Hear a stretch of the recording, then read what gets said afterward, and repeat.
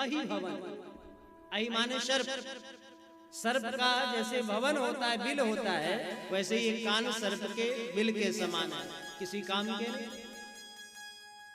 इन कानों में दवाई डालो, सबसे अच्छी दवा है भागवत की कथा। इह घोरे कलौ प्रायो जीवस्याशुरतां गतः क्लेशाक्रान्तस्य तस्यैव शोधने किं परायणम्। शौनक जी महाराज प्रश्न करते हैं, ये घोर कलिकाल आ चुका है महाराज। जीवस्या शुरताम गतः, जीव प्रायः आसुरी स्वभाव के हो गए। बेटा बाप को गाली दे रहा है, अशुरत्व का स्वभाव सभी के अंदर आ गया है। क्लेशाक्रांतस्य तस्यैव, नाना प्रकार के क्लेश से ग्रसित हैं, परेशान हैं। शोधने किं परायणम, क्या आपने इनके कल्याण के लिए कुछ विचार किया है? बहुत बड़ा प्रश्न है। मतलब जो काल कलुषित हैं, जो क्लेश से ग्रसित हैं, ऐसे जीव जो परेशान हैं, जिनको कलयुग का प्रभाव जिनके ऊपर है, ऐसे व्यक्ति के कल्याण का साधन क्या आपने बताया? कौन सा साधन निश्चित किया है? आप कृपा करके हमें बतलाएं। क्या सुंदर प्रश्न करा। श्री सूत जी महाराज ने कहा, एक ही ऐसा ग्रंथ है जिसके श्रवण से माया मोह निराशस्य, समस्त प्रकार की माया मोह खत्म हो जाएगी और भगवान की साक्षात कृपा हो जाएगी। बोले वो ग्रंथ कौन है? बोले श्रीमद् भागवती वार्ता। श्रीमद् भागवती वार्ता शुराणामपि दुर्लभा। वो कथा भागवत की कथा है।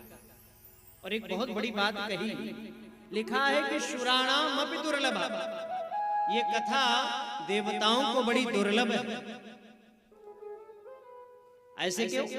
बोले एक बार की बात, यही भागवत की कथा राजा परीक्षित को सुखदेव भगवान श्रवण करा रहे थे। देवता लोग अमृत का कलश लेकर के आए और कहा, महाराज ये परीक्षित को अमृत पिला दो। बोले इससे क्या होगा? बोले इसके पिलाने से अमृत पीने के बाद लाख तक्षक काटेंगे तो भी परीक्षित को कुछ होने वाला नहीं। सुखदेव भगवान ने कहा कि इसके बदले में कुछ चाहिए? बोले हाँ। बोले इसके बदले में हमें भागवत की कथा चाहिए। इसका मतलब भागवत की कथा अमृत से भी ज्यादा बहुमूल्य है। जिस अमृत की लड़ाई के लिए लाखों लोग मारे गए, देवासुर संग्राम हो गया, उस अमृत को सहज में देवता दे रहे हैं। आपको कोई देगा तो आप लेंगे कि नहीं लेंगे? राजा परीक्षित सब देख रहे, पर ध्यान रखना, ये देवता बड़े स्वार्थी हैं। और उन देवताओं ने जब अमृत का कलश दिया तो सुखदेव भगवान ने क्या करा? सुखदेव भगवान ने कहा, ये कथा तुम्हारे योग्य नहीं। अभक्तांस्तांश विज्ञाय न ददौ शकथामृतम। क्या समझ करके? बोले तुम अभक्त हो और अभक्त भागवत का अधिकारी नहीं होता। देखो भाई, जब भागवत की कथा सुनने जाओ ना तो भक्त बन करके जाओ, समर्पित होकर के जाओ, समर्पण के भाव से जाओ, तब तो भागवत सुनने में आनंद मिलेगा। पर देवता जब गए तो समर्पण से नहीं गए, अभिमान से गए।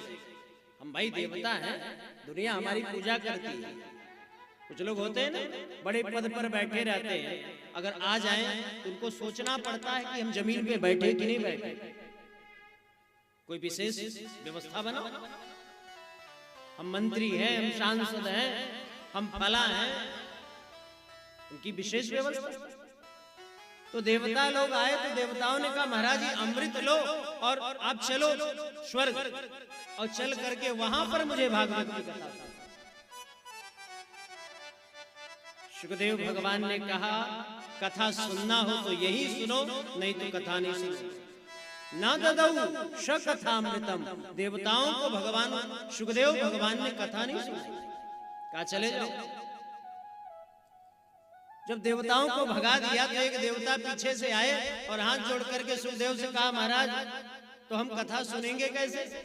बोले जाओ, कलयुग में सबसे पहले तुम ही को बैठाया जाए।